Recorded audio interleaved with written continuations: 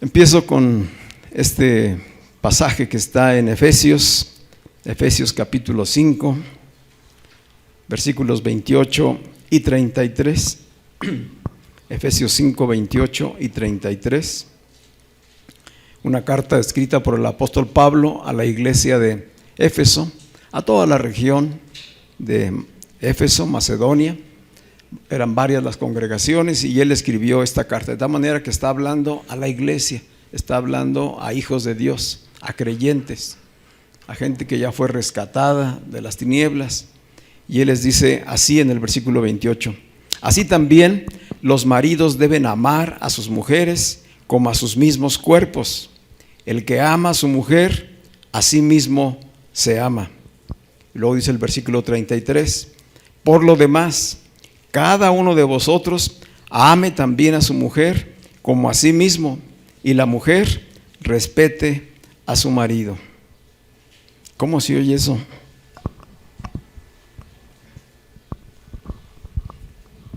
¿No es desafiante?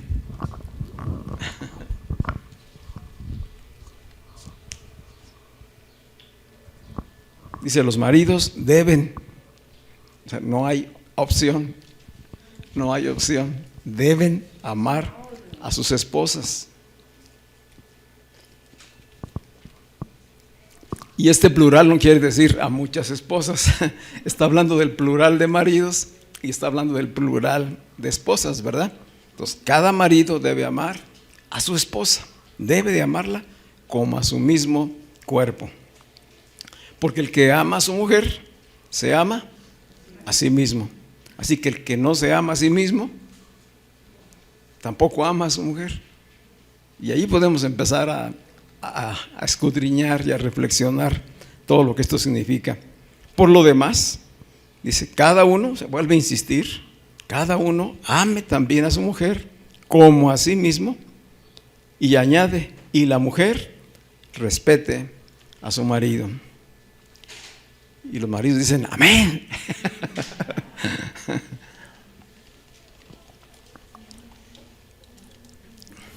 Todos los maridos queremos respeto. ¿O hay alguno que no? Pero hay una condición anterior. Para que cada marido sea respetado, debe de amar a su mujer como a sí mismo. Así que si no está cumpliendo con ese mandamiento, no puede esperar respeto. Y podemos seguir añadiendo. Empiezo con este pasaje porque este es un final. Estos versículos están escritos al final de esta enseñanza que Pablo dio acerca del matrimonio. Es decir, que estamos viendo aquí un resultado. Estamos viendo aquí una meta. La meta es que cada marido ame a su esposa. La meta es que cada esposa respete a su marido como una respuesta a ese amor y protección que el marido le brinda. Y entonces estamos regresando al modelo. Hace 8 días compartí con ustedes el diseño, el modelo de Dios para el matrimonio.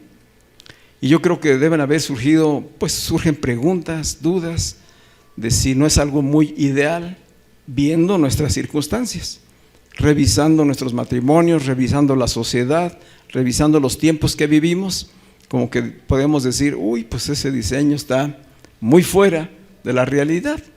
Pero aquí Pablo ya le está hablando a creyentes en Cristo. Le está hablando 4000 años después, bíblicamente hablando, de que Dios había dicho cuáles eran los principios para el matrimonio y de qué lo había creado. ¿Qué está diciendo aquí Pablo?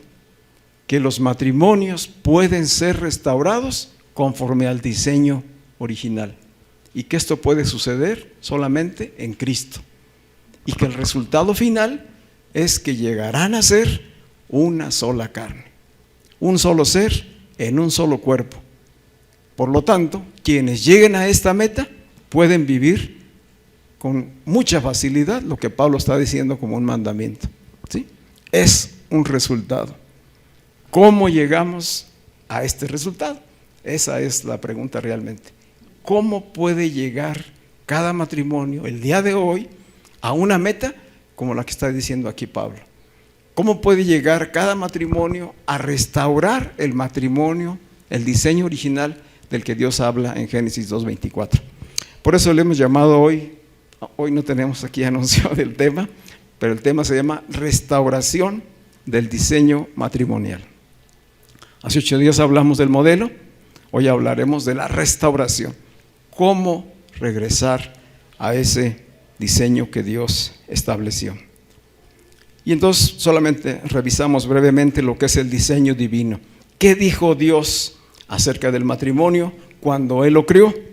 Y Él dijo en Génesis 2:24, por eso el hombre dejará a su padre y a su madre y se unirá a su mujer y serán una sola carne. Ese es los 3 principios que señaló Dios desde el inicio. Es necesario que el hombre deje a sus padres cuando haya alcanzado su nivel de madurez y entonces se una a su mujer. Y la mujer dejará también a sus padres para unirse a su esposo y entonces serán una sola carne. Y decíamos que esta es la visión, este es el modelo, esta es la meta que vemos tener al futuro. Cada matrimonio ha de tener presente esta meta.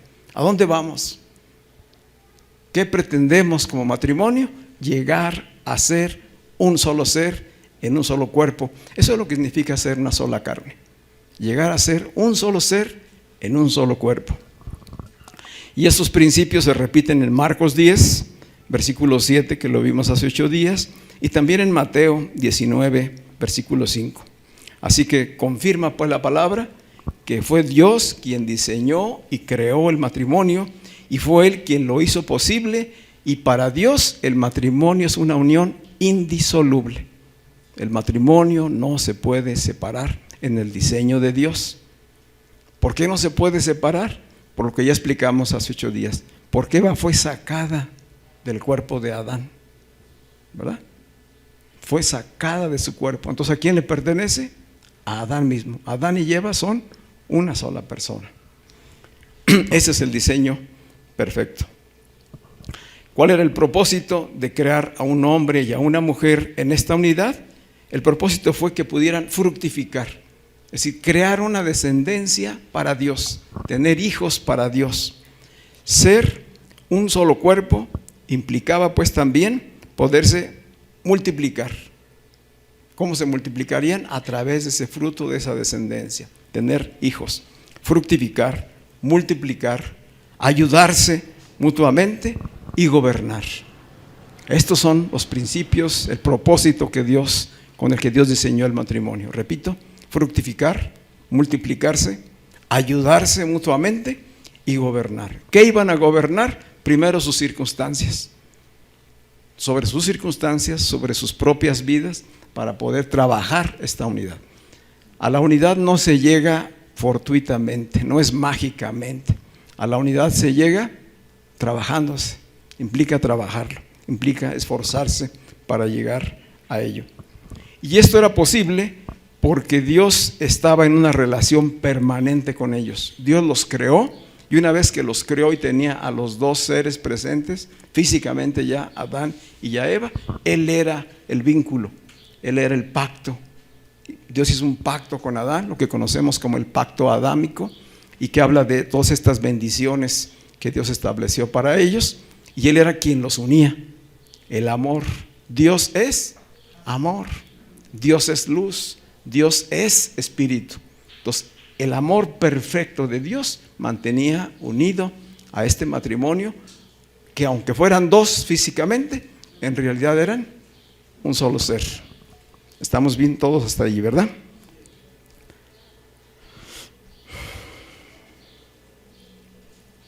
Dice el versículo 25,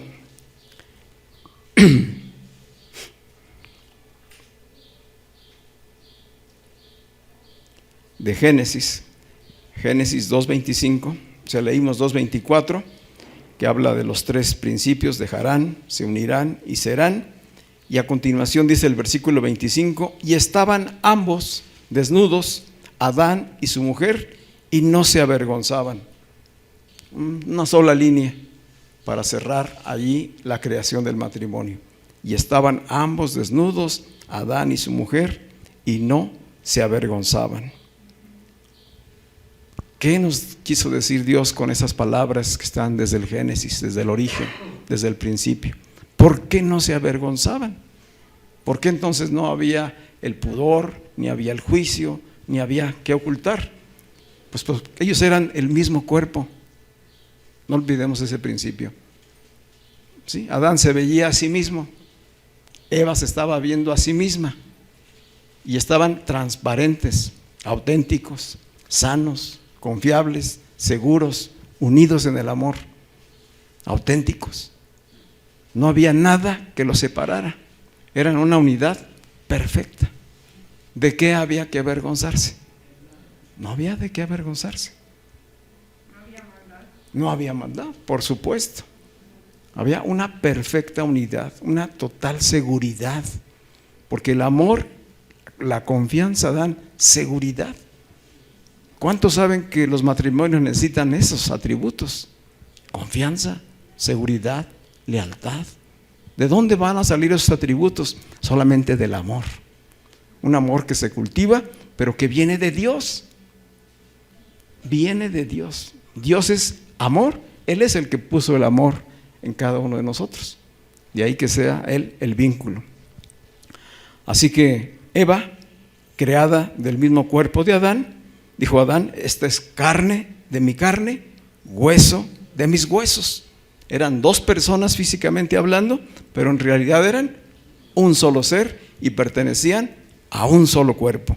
Eran totalmente transparentes, no había nada que ocultar. Se mantenían en igualdad. El amor hizo que ellos se mantuvieran en igualdad delante de Dios. No había lucha de géneros, no había lucha por la igualdad. Los dos son iguales, semejantes, del mismo valor, de la misma calidad. No hay uno primero y otro después. El diseño perfecto de Dios pone al hombre y a la mujer al mismo nivel. ¿Sí? No hay machismo ni feminismo. Todo eso está fuera totalmente de lo que Dios diseñó. Es una unidad perfecta en amor. Así que esta unidad la sostenía Dios mismo. Sin embargo, aquí en 2:25 no hay vergüenza, no se avergonzaban. Y de pronto pasamos a Génesis 3, versículo 6. Génesis 3, versículos 6 al 8. Y sorpresa. Dice que Eva entró en diálogo con la serpiente y la serpiente la sedujo, la engañó y le dijo: mira el fruto, puedes comer de él. Y Eva lo vio y lo deseó y lo tomó y lo comió. Y luego, ¿qué hizo? Dice aquí la parte final del versículo 6: y le dio a su marido, que estaba con ella. Que estaba con ella.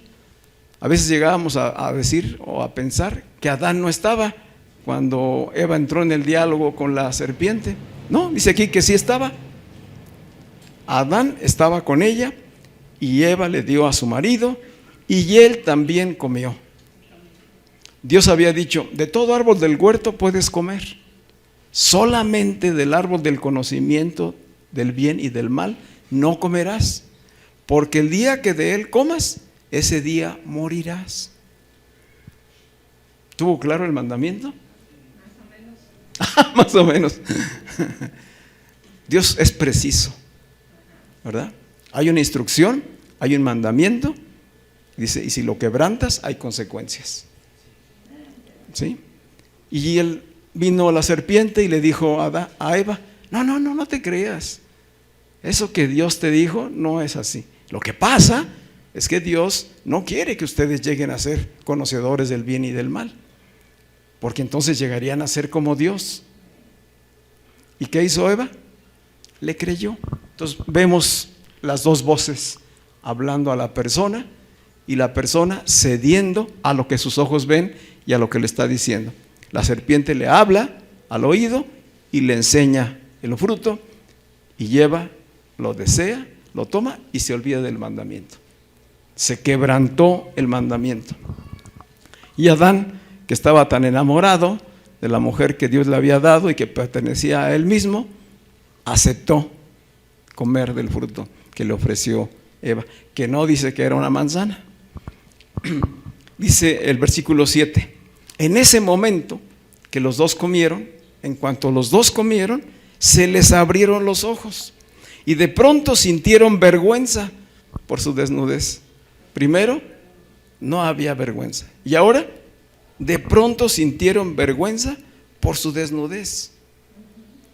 ¿Qué sucedió? ¿Por qué de pronto experimentan vergüenza el uno del otro al verse físicamente desnudos?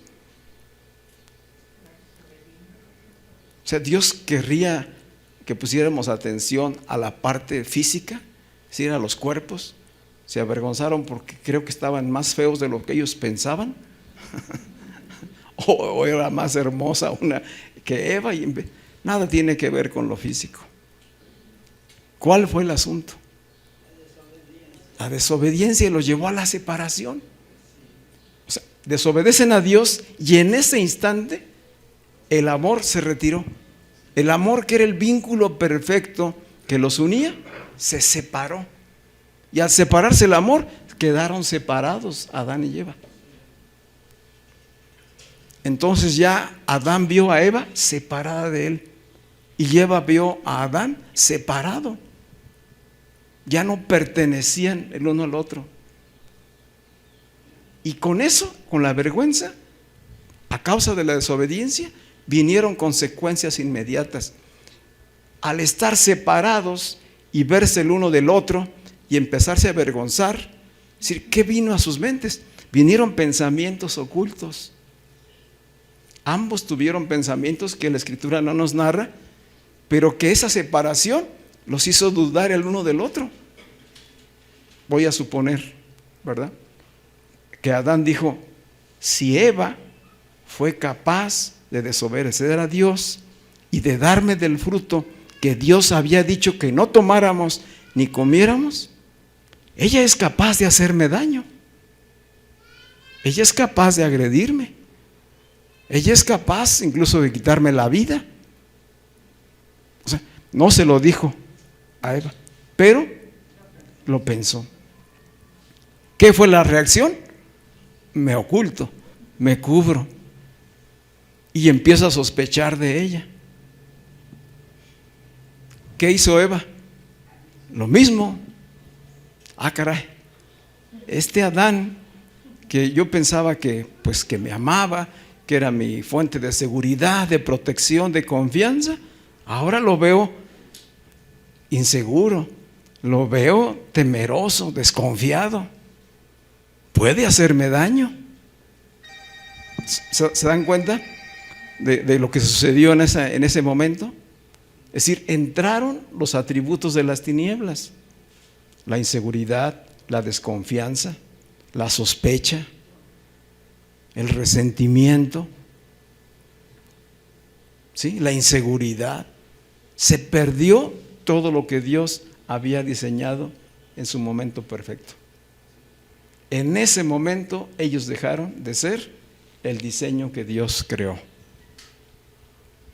Entró el pecado y esa fue la herencia para toda la humanidad.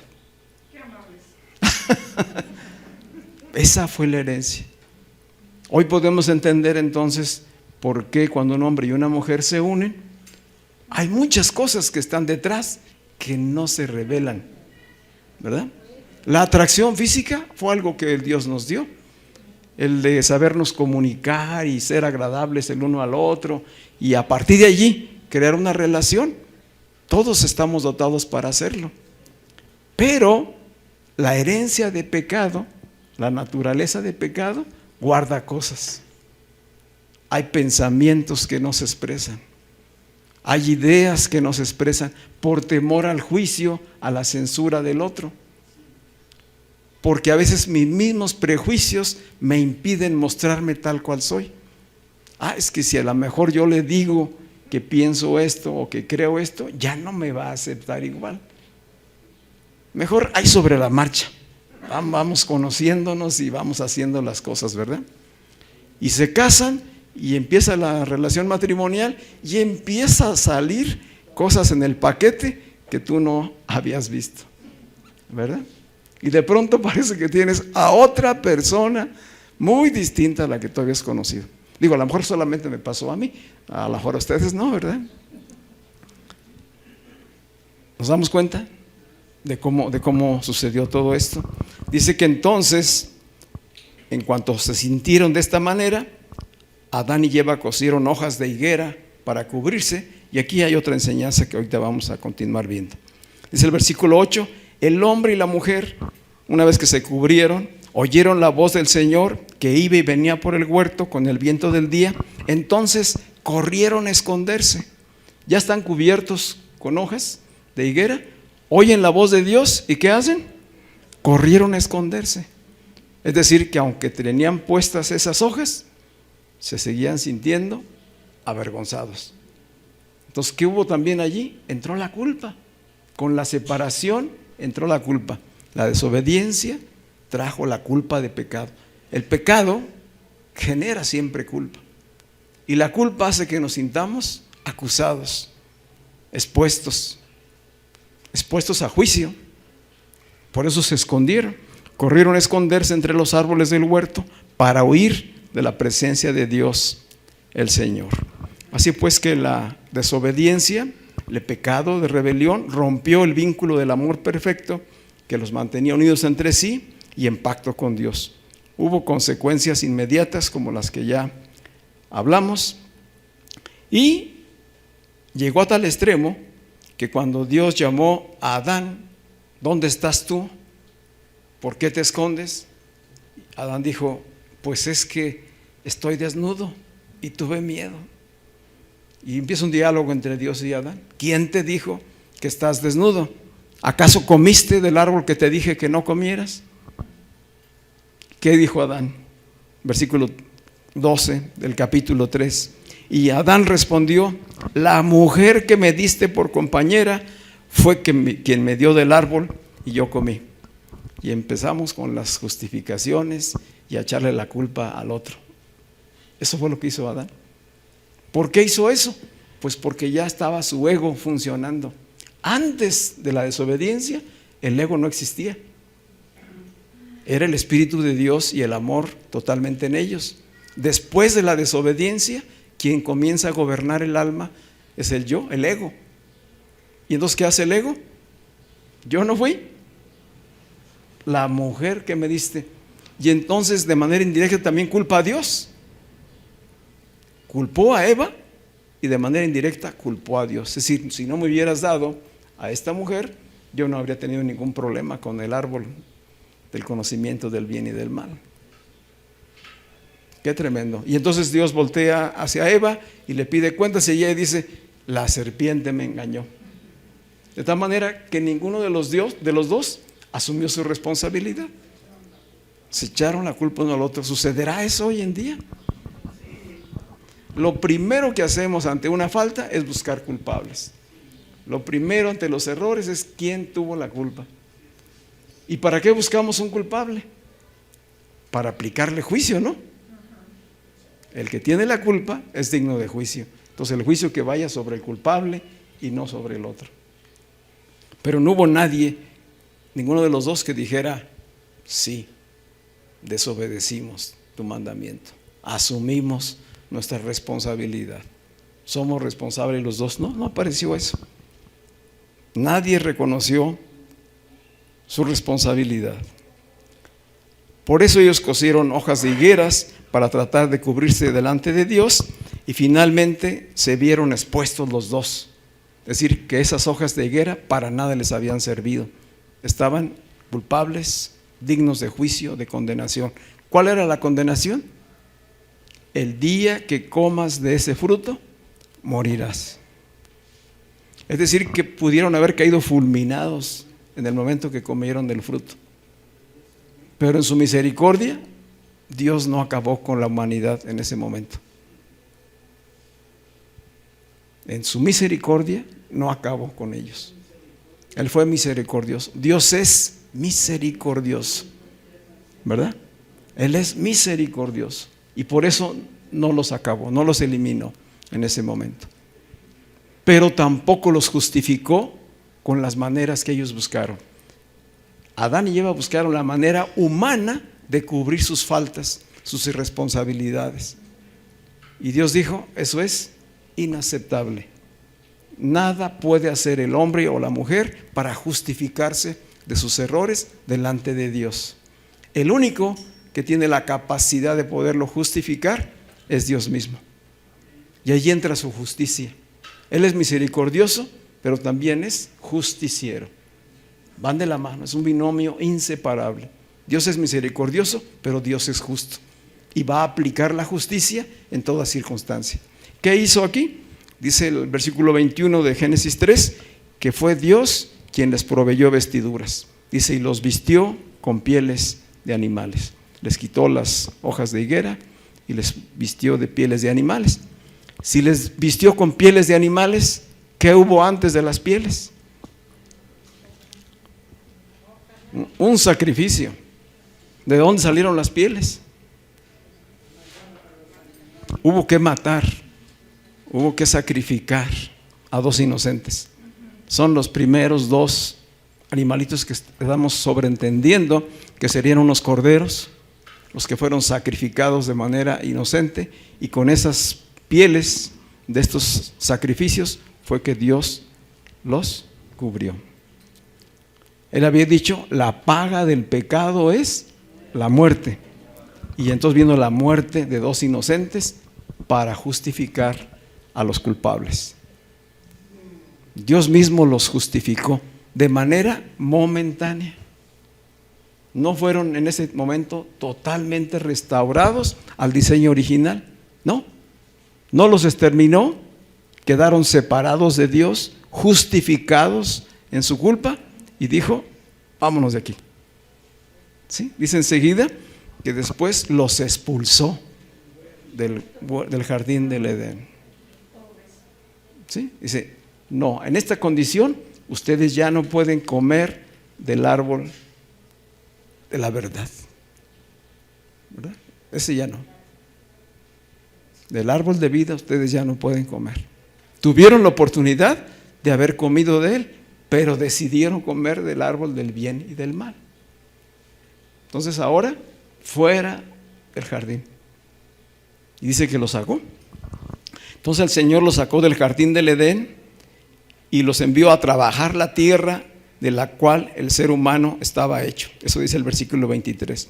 24 dice, los expulsó y luego puso al oriente del jardín de Edén unos querubines y una espada en llamas que giraba para cerrar el camino de regreso al árbol de la vida.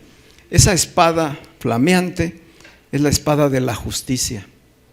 Esa espada de justicia impidió que ellos regresaran. Estaban fuera, no podían regresar. Dice, estaba esa espada para cerrar el camino de regreso al árbol de la vida. Este camino de regreso es el camino de la restauración. En ese momento les fue cerrada la posibilidad de la restauración. ¿Qué significa la palabra restauración? Es volver una persona, una relación o una cosa a su estado original. Eso es restauración. A ellos les fue cerrado el camino de regreso. No había posibilidades de restauración en ese momento para ellos. Y entonces, ¿qué tuvieron que hacer? Ir a trabajar la tierra. Pero este trabajar la tierra no solamente tiene que ver con el trabajo agrícola, tiene que ver con el trabajo consigo mismos. ¿Sí? ¿De qué estaba hecho Adán? Del polvo de la tierra. Era tierra, Adán es tierra. Y Eva fue sacada de Adán, alma viviente, pero los dos tienen que trabajar su propia tierra. A eso fueron enviados. Ahora, antes todo estaba dado, todo estaba provisto, ahora tienes que trabajar.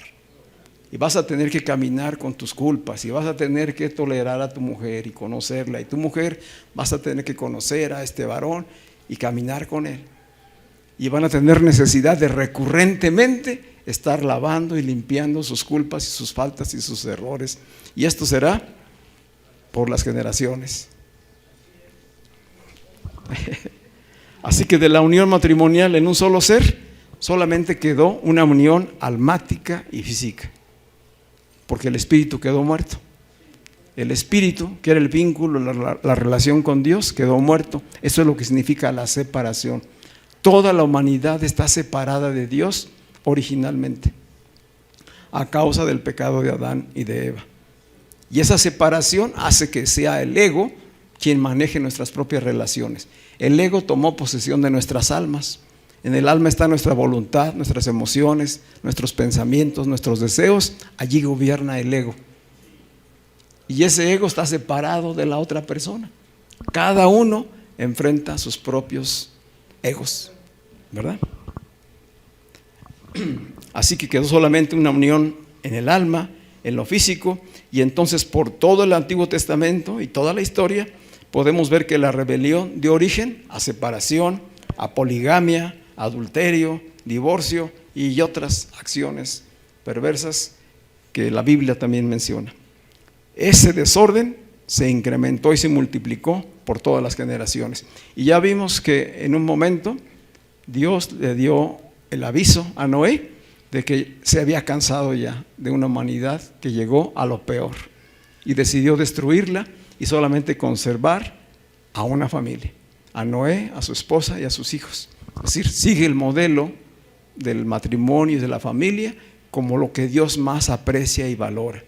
Y en su gracia y misericordia conservó a esa familia de Noé para volver a emprender una nueva humanidad. ¿Y qué sucedió con la nueva humanidad? Que no resolvió la herencia de pecado, sino que se siguió transmitiendo. Y el ciclo vuelve a repetirse de manera consecutiva. Y ya vimos que llegando incluso al pueblo de Dios, pues Moisés decide allí otorgarles al pueblo de Israel la posibilidad a los maridos de repudiar a sus esposas, con la condición de que le entregaran una carta, una constancia de divorcio, que fue lo que vimos hace 8 días y que está en Deuteronomio capítulo 24. Y Jesús ante esto dijo: en realidad eso que Moisés hizo no es la voluntad de Dios. Lo que Moisés hizo fue que por la dureza de sus corazones permitió un mandamiento de esta naturaleza para proteger a la mujer, porque ella era la que estaba siendo afectada por las leyes con un perfil totalmente machista y egocéntrico de quienes las estaban estableciendo. Y entonces ya desde ese tiempo la mujer era un objeto de uso, de propiedad para los varones. Con esa finalidad, por esa dureza de corazón, Moisés permitió la carta, la constancia, a fin de darle seguridad y protección y tratar de poner orden en la sociedad. Para el hombre, en lo natural y sin conocimiento de Dios, es imposible pensar en un matrimonio para toda la vida. Es decir, dos egos, es imposible que piensen en una visión como la que Dios tenía, de llegar a ser una sola carne, un solo cuerpo en un solo ser. Porque cada uno está pensando en su propia felicidad. Yo pienso en que esta mujer me haga feliz, y la mujer piensa en que este hombre lo haga feliz. Y entonces cada uno defiende, protege, busca alcanzar aquello que desea y que necesita. Y si la pareja no le provee la satisfacción de esas necesidades, entonces las va a buscar fuera. ¿Sí? Y entonces lo va a hacer, puede buscarlas en el trabajo, en el deporte, en amistades, qué sé yo, ¿verdad? Pero ¿qué sucede? Todo lo que se busque hacia afuera va a tender a más separación, más separación, más separación, que es lo opuesto del diseño que Dios elaboró, ¿sí? Así que ninguno de los miembros de un matrimonio que no conoce a Dios tiene la posibilidad de cambiar esa realidad.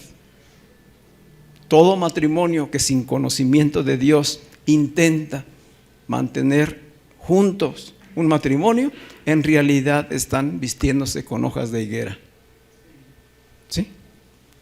Están en sus propias fuerzas tratando de justificarse para consigo mismo y para con Dios, pero no resuelven el problema. Ya vimos que Adán y Eva no lo resolvieron, ¿verdad? Hubo necesidad de sacrificio. Hoy nosotros ya no ofrecemos sacrificios a Dios de animales. Todo el Antiguo Testamento, pues en el Antiguo Pacto, el pueblo de Dios lo hizo de manera consecutiva: matar y sacrificar animalitos para justificar sus pecados. Y lo hacía desde el gran sacerdote hasta el último miembro del pueblo. ¿Sí? Cada año, 3 veces al año, había que estar presentando ofrendas de animalitos y derramar la sangre, porque es necesario que la sangre se derrame para justificar el pecado.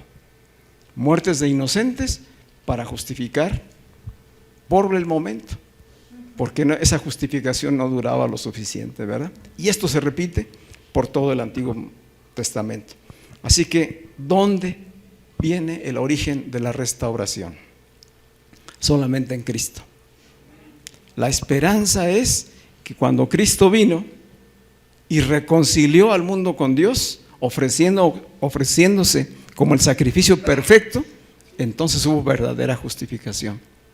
Dios no admite ningún otro sacrificio, ninguna obra humana delante de Él puede justificar al hombre de sus pecados, de sus faltas, de su naturaleza de pecado. Lo único que Dios acepta como sacrificio perfecto es el sacrificio de Jesús en la cruz. Ese es. Por lo tanto, todos en fe tenemos que voltear hacia Él. Esa es la que nos va a dar justificación a cada uno de nosotros. Así que restaurar un matrimonio, pues es un tema complejo. Es decir, hoy vivir la restauración de un matrimonio, hoy buscar la restauración de un matrimonio, es complejo, es todo un desafío. Y no se resuelve con 2 charlas matrimoniales en mensajes como estos. Hay que hacer todo un trabajo: oír, hacer, perseverar y buscar consejo, etcétera. ¿Por qué? Pues porque hay años de daño, de dolor detrás de cada una de las relaciones. Por la gracia de Dios, mi esposa y yo somos un matrimonio restaurado. Lo que ustedes ven hoy en mi vida y en la de mi esposa es resultado, como el que les leí en Efesios. Somos un resultado, pero esto no fue siempre así. Cumplimos 42 años de matrimonio, pero antes pasamos por las mismas batallas que todos ustedes han pasado, porque traíamos, igual que cada uno de nosotros, un trasfondo de egoísmo, de lucha, de necesidad de satisfacer situaciones personales y humanas. Y hubo guerra entre nosotros por ver quién tomaba el poder y la autoridad. Y hubo guerra por ver quién iba finalmente a dirigir la casa, porque ambos se sienten con la capacidad de poderlo hacer, y a veces uno muestra más capacidades que el otro, ¿verdad? Pero gracias a Jesucristo pudimos llegar a este tiempo de restauración, a vivir la restauración. Esto es lo que yo te quiero hoy decir. Sí es posible restaurar un matrimonio, sí es posible restaurar nuestras propias vidas. De hecho, la restauración de un matrimonio comienza por la restauración de cada uno de los cónyuges. Los dos han de llegar a un momento de encuentro con Jesucristo y recibir su gracia, su misericordia, su justicia, para entonces iniciar el proceso de unidad y decir: vamos hacia la meta de llegar a ser un solo cuerpo, un solo ser. ¿Sí? Así que fue Dios quien proveyó el único camino que hay para la restauración. No hay otro. Solo Jesús puede restaurar el reino de Dios y restablecer su orden.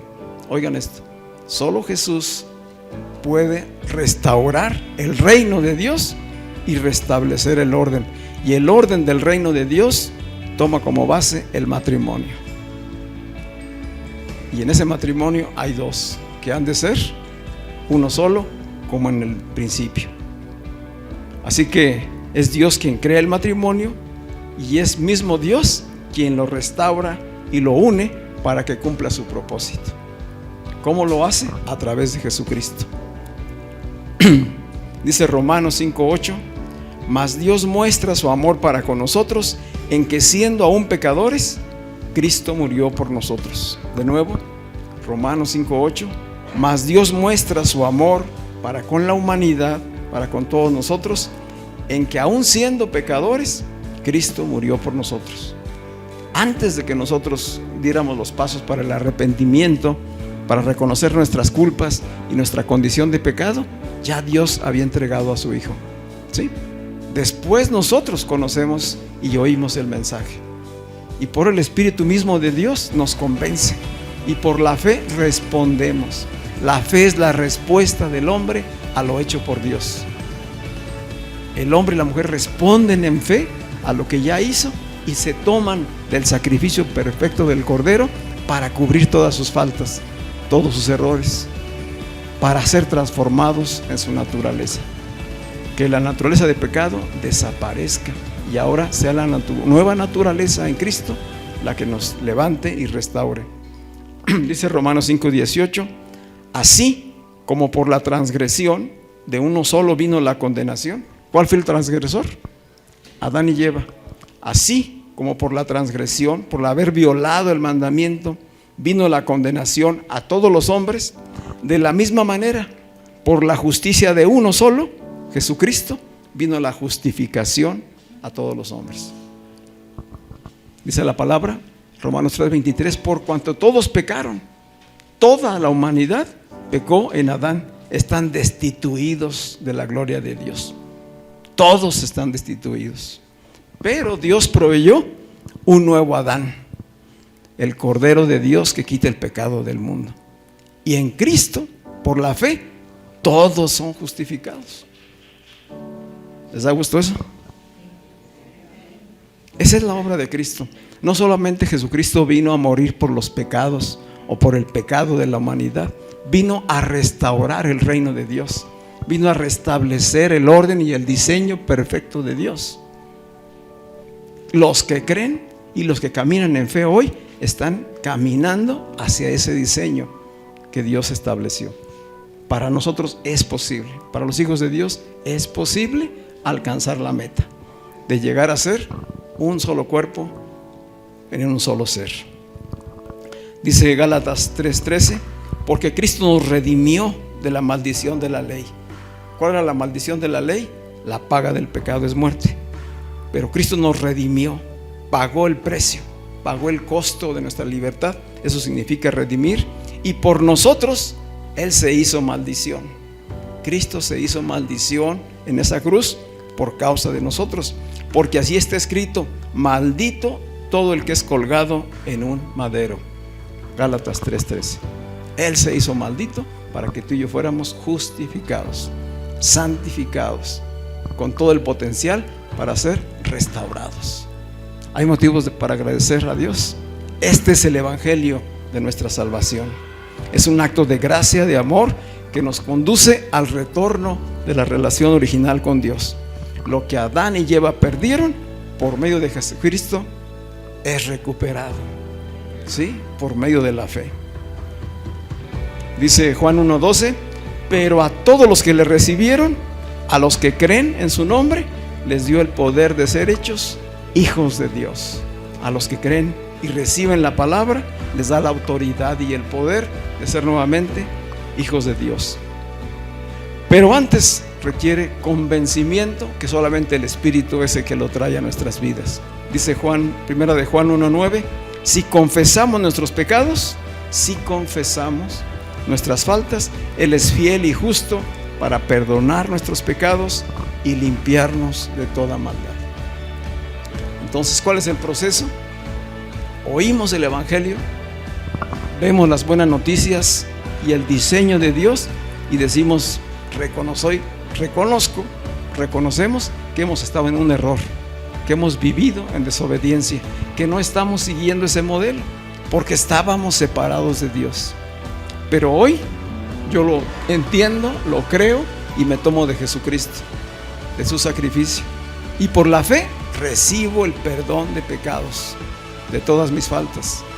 Y la Escritura dice, y entonces tu cuenta es saldada, no me debes nada.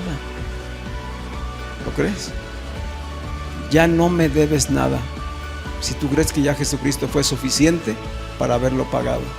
Y como no me debes nada, tienes toda la oportunidad como hijo mío de alcanzar lo que el diseño en un principio había sido establecido. Esto es lo que hay que compartir con tu esposo y con tu esposa para poder alcanzar la meta. Estas son las buenas noticias. Tu culpa ha sido perdonada, tu deuda ha sido cancelada, eres libre de toda condenación. Ya no hay condenación. En Cristo Jesús somos libres. Y no es por las obras, es por la fe. Porque no podemos hacer nosotros nada. No hay hojas de higuera, ni ningún sacrificio, ni ninguna manda, ni ninguna religión que pueda resolver nuestro problema. Solamente el oír el mensaje del Evangelio, creerlo, aceptarlo y caminar con Cristo. Es un acto de fe, de humildad, donde reconocemos nuestros errores, nuestras faltas y recibimos el perdón de Dios. Recibimos el perdón de Dios. Yo lo recibo y reconozco a Jesucristo como mi Señor y mi Salvador. Amén. Este es el nuevo comienzo. Esta es una oportunidad abierta para todo aquel que cree. Obviamente que no es mágico. Comienza por creer y entonces edificarse en la palabra de Dios y empezar a caminar en los principios. Cristo sabe de unidad. Él es un solo cuerpo con su iglesia. Cristo es la cabeza de la iglesia y la iglesia es su cuerpo. Esto mismo dice Pablo, es un gran misterio porque esto es la misma condición para el matrimonio. Que como Cristo es cabeza de la iglesia que es su cuerpo, así el hombre y la mujer en matrimonio, conforme al diseño perfecto de Dios, el hombre es cabeza y la mujer es cuerpo.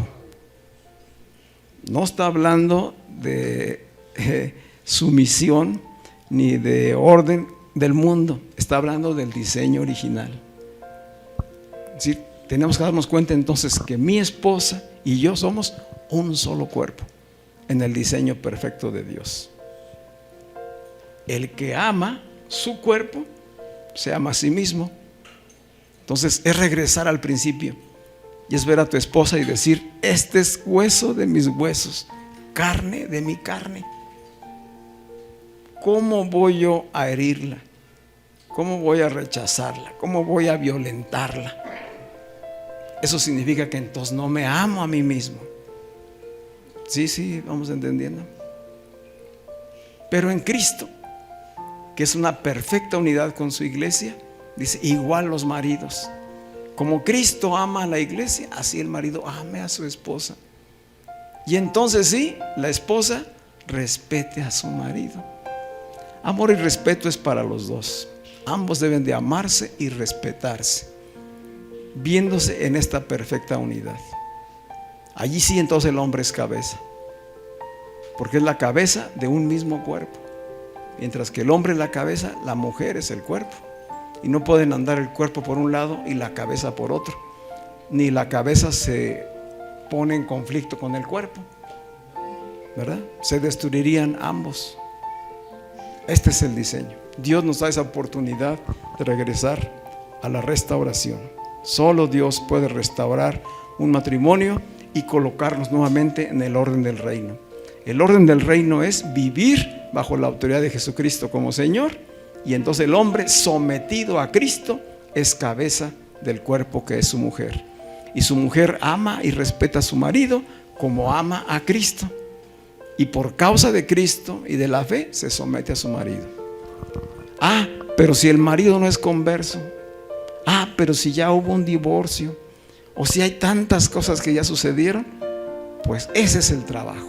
El trabajo comienza por uno, y han de llegar los dos a la misma revelación y al entendimiento y sanar el pasado para poder extenderse a lo que viene delante. Esto requiere todo un trabajo. Les doy 6 consejos que es bueno tomarlos en cuenta. ¿Cómo vamos a vivir la restauración matrimonial? Primero, reconociendo nuestras diferencias. ¿Somos diferentes hombre y mujer? Sí, gracias a Dios que somos diferentes. En la diversidad está la unidad de lo que Dios quiere hacer. Entonces, reconozcan sus diferencias en todas las áreas y acepten cada uno que se equivocan, que se han equivocado. Número 2, sean fáciles para perdonar. Pide perdón y perdona. Esta es una de las características más importantes de un matrimonio restaurado. Todo lo que estoy diciendo ahorita es para un matrimonio restaurado.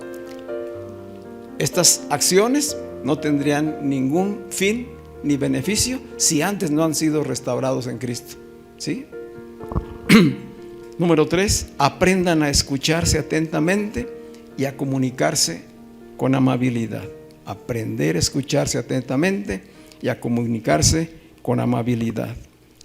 Eviten, número 4, eviten la mentira, el juicio y las palabras tóxicas.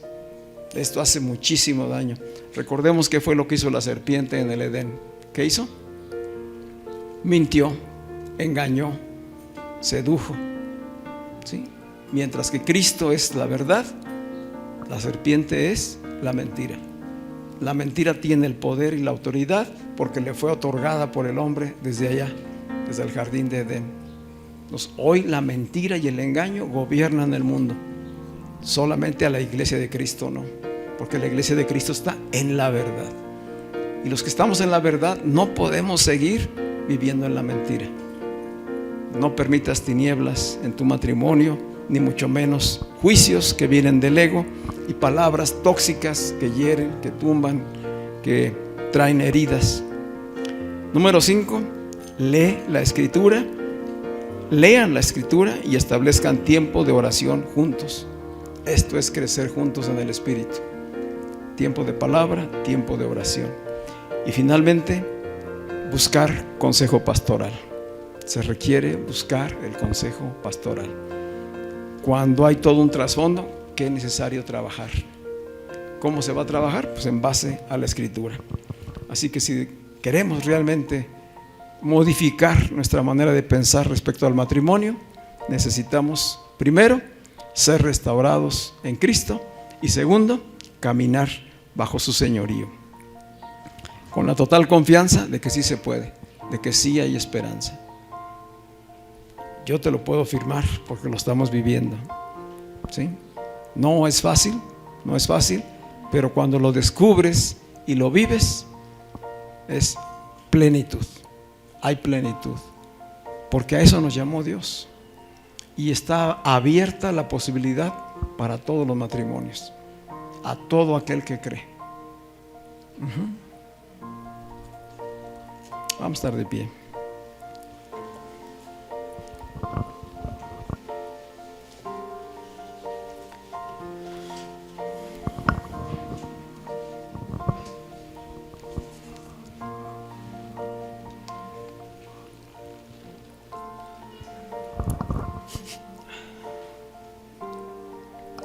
Hace aproximadamente 30 años que iniciamos este proceso con mi esposa de oír el Evangelio, de comenzar a creerlo y decir: hay esperanza para nosotros. Poco faltó para que yo firmara mi demanda de divorcio, porque llega un momento en que tú dices: no, pues esto no se puede, no, la relación no funciona. Y yo había hecho, antes de casarme y cuando hice la promesa de matrimonio con mi esposa, yo me comprometí conscientemente a un matrimonio para toda la vida. Dije: hasta que la muerte nos separe, porque yo venía de un trasfondo de una familia destruida, precisamente por el pecado, por los errores. Y yo me había dicho siempre a mí mismo: yo nunca voy a hacer lo que hicieron mis padres. Yo voy a tener un matrimonio para toda la vida. Y además sí quería tener un matrimonio, quería vivirlo. Pero cuando empiezas a experimentarlo, una cosa es soñarlo y hablar, y otra cosa es estar metido ya en el horno, ¿verdad?, de la prueba, y decir: sí se puede, puedo perseverar. Y muchas veces estuve a punto de renunciar, Pero qué bueno que Dios fue misericordioso y nos fortaleció y nos empezó a enseñar y a dar claridad de a qué nos había llamado. Y un momento dado en nuestras vidas, mi esposa y yo decidimos dejar el servicio público en el gobierno, después de que los dos habíamos estado sirviendo muchos años a la administración pública, y decidimos dejar ese ambiente, cambiar totalmente a depender de Dios. Y allí Dios nos mostró muchas cosas que no habíamos aprendido. Realmente a aceptarnos, a reconocer nuestras fortalezas de uno y otro, a aceptar también las deficiencias, las debilidades.